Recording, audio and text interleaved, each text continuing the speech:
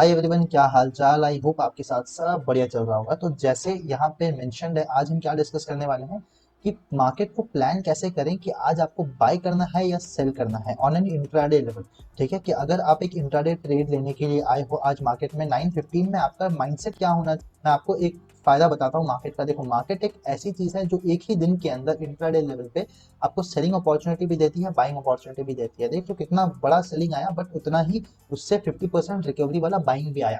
तो ऐसी बात नहीं है कि अगर आप एक माइंडसेट लेके आ रहे हो, फॉर एग्जांपल आज आपको सिर्फ सेलिंग करनी थी बट मार्केट में धड़ाधड़ धड़ाधड़ ग्रीन कैंडल बन रहे हैं, तो आपको सेलिंग का अपॉर्चुनिटी नहीं मिलेगा। डेफिनेटली मिलेगा, कोई ना कोई ऐसा पॉइंट होगा जहाँ पे आपको एक अपॉर्चुनिटी मिलेगा। मार्केट अगर पूरा धड़ाधड़ गिर रहा है एक स्टेज में, तो ऐसा कभी नहीं हो सकता कि मार्केट गिरता रहे इंट्राडे लेवल। वो कभी ना कभी तो रिकवरी दिखाएगा ही दिखाएगा। इट्स रियली रेयर 1% चांस है कि एक दिन मार्केट बस स्ट्रेट लाइन पे गिरता भी रहे, वैसा कभी होने नहीं वाला। मैं इसीलिए चांस ले रहा हूँ। जैसे हम लोग का होता है ना, ग्रामर में आपको कभी 100 मार्क्स नहीं मिलते, -1 मार्क कर देते, तो यहाँ भी वही हाल है। मैंने तो आज तक कभी देखा नहीं अपने करियर में, बट फिर भी मैं कह देता हूँ कि हो सकता है, बहुत रेयर है कि एक डायरेक्शन में मार्केट गिरता रहे, बट होता नहीं है। इसका फायदा क्या होता है मैं आपको वीडियो में कंटिन्यू करने से पहले बता देता हूँ। इंपॉर्टेंस इसका ये है, बहुत बड़ा इंपॉर्टेंस इसका ये है, एक फायदा आपको साइकोलॉजिकल लेवल पे देता है। देखो, वो आपका पैसा बनेगा सेलिंग में बाइंग में, वो अलग बात है। आपका किस में ज्यादा पैसा बनेगा किस में नहीं, वो एक कंप्लीटली अलग वीडियो का डिस्कशन है। बट ये आपको साइकोलॉजिकली बहुत मदद करता है। आप कोई इंडिकेटर फॉलो कर लो, आप कोई प्राइस एक्शन फॉलो कर लो, या आप कोई भी स्टॉप लॉस हंटिंग फॉलो कर लो, या कोई भी स्ट्रैटेजी अगर आप फॉलो कर रहे हो, तो इसका ये सबसे मेन पॉइंट ये है इसका कि आपको आपके माइंडसेट को एक डायरेक्शन में सोचने की ताकत देता है। देखो, फॉर एग्जाम्पल मैं फॉलो करता हूँ एसएल हंटिंग। ठीक है, अगर मैं यहाँ पे मैं बाइंग के लिए बैठा हुआ था, तो मेरे को यहाँ कहीं बाइंग की अपॉर्चुनिटी दिख ही नहीं रही थी। ठीक है, यहाँ पे बाय करके एसएल लेना, ऑब्वियसली एक सपोर्ट में मार्केट आ रहा है, बाय करेंगे हम तो ऑब्वियसली एसएल जाएगा। हम बाय कब कर सकते हैं एज पर एसएल हंटिंग या एज पर कोई ट्रेडिशनल प्राइस एक्शन बताता हूँ।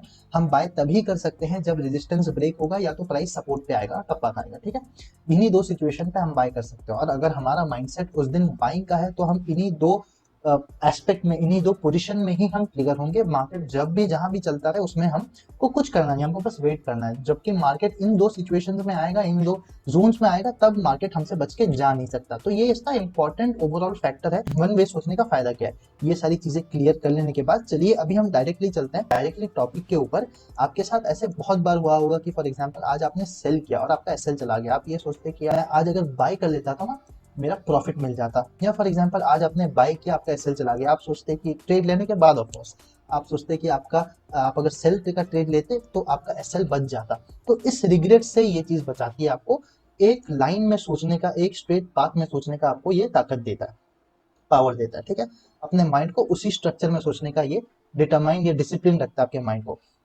तो चलो वीडियो का असल कंटेंट शुरू करते हैं। मैं आपको दो तरीके बताऊंगा इसमें, इस वीडियो में। पहले ही बता दूं, ये मेरा खुद का बनाया हुआ नहीं है। देखो, हम सब कहीं ना कहीं से सीखते हैं।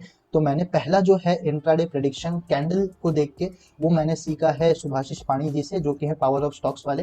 ठीक है, और सेकेंडली मैंने सीखा है इंट्राडे हंटर सर से। ये दोनों लोगों से मैंने चीज सीखी है। इस प्लेटफॉर्म को ऐसे लो या इस चैनल को ऐसे लो कि जो भी मैंने अपने एक्सपीरियंस से सीखा है अलग अलग सोर्सेस से, मैं सब कुछ मिला के इस एक वीडियो में, इस कंप्लीट चैनल का ऑब्जेक्टिव ही यही है कि मैंने जो जो अपने एक्सपीरियंस से दूसरे दूसरे सोर्सेज से सीखा है, मैं सब कुछ मिला के आपको दे दूं। पहली चीज इंट्रोडक्शन में ही कहा था, उसे कहते हैं इंट्राडे कैंडल प्रेडिक्शन। ठीक है, ये नाम मैंने खुद रखा है, उनका शायद कुछ और था। बहुत पहले मैंने वीडियो देखी थी, उनकी एक वीडियो थी, उसमें ये कहते हैं वो, अगर फॉर एग्जाम्पल एक ग्रीन कलर का कैंडल फॉर्म हुआ है और ये 1 डे के टाइम फ्रेम पे, ठीक है, एक ग्रीन कलर का कैंडल फॉर्म हुआ है, तो ये ग्रीन कलर का कैंडल क्या हमको अज्यूम करवाता है कि यहाँ पे मोस्टली क्या होंगे, बायर्स।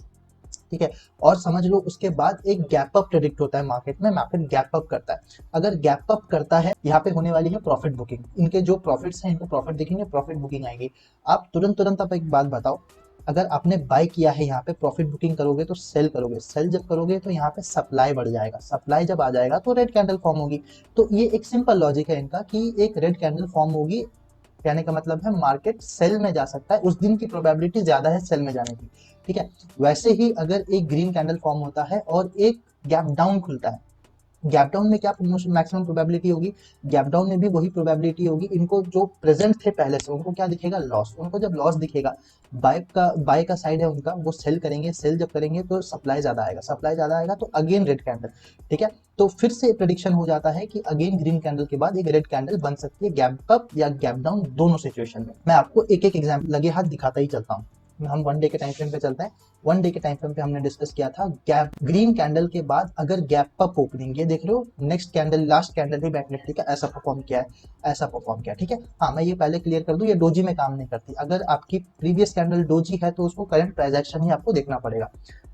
और ये चीज अज्यूम मत करना कि उस दिन पूरे के लिए मार्केट सेल साइड में ही रहेगा, ये उनका मोटिव ही नहीं है, या ये हमारा मोटिव ही नहीं होता है। जब हम वो सिनेरियो लेते हैं, हमारा मोटिव ये होता है कि अगर मैंने अज्यूम कर लिया कि उस दिन एक रेड कैंडल बनने वाली है या उस दिन सप्लाई ज्यादा रहने वाला है, तो जब प्राइस एक सपोर्ट को ब्रेक करेगा या प्राइस एक रेजिस्टेंस के पास आएगा तो मैं प्राइस को छोड़ने नहीं वाला, क्योंकि मेरी प्रोबेबिलिटी यहाँ पे बढ़ जाती है सेल पे रहने की। वैसे ही हम अगर डिस्कस करें एक रेड कैंडल के बारे में, रेड कैंडल में कौन होता है, ऑब्वियसली सेलर्स रहते हैं।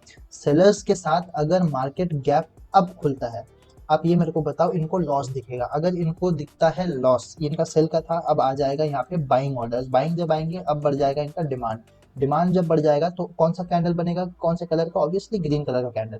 तो इनका कहना होता है कि एक ग्रीन कलर का कैंडल बन जाएगा तो हमको उस दिन बाइंग के लिए प्रोबेबल ज्यादा रहना है। वैसे ही अगर गैप डाउन ओपनिंग होता है, गैप डाउन अगर ओपनिंग होता है तो इनको दिखेगा प्रॉफिट, कहीं ना कहीं प्रॉफिट ही अगर दिखेगा तो सेल ऑर्डर जो होंगे, ऑब्वियसली अगर प्रॉफिट बुकिंग आती है तो वो कन्वर्ट होगा बाय पे, आ जाएगा फिर से डिमांड एंड फिर से ग्रीन कैंडल।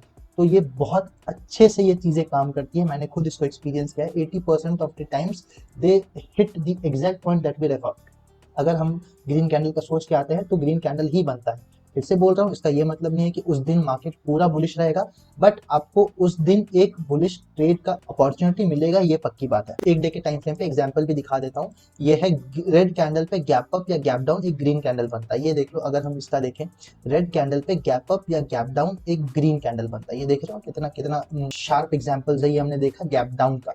गैप अप का भी देख लेते हैं, यहाँ कहीं दिख गया आपको गैप अप का, अगेन ये भी आपको दिख गया, मोस्टली गैप डाउन ही है ये। तो ये सारी चीजें 80% ऑफ द टाइम्स काम करती है मार्केट में, आप जाके खुद ट्राई कर सकते हो, देख सकते हो।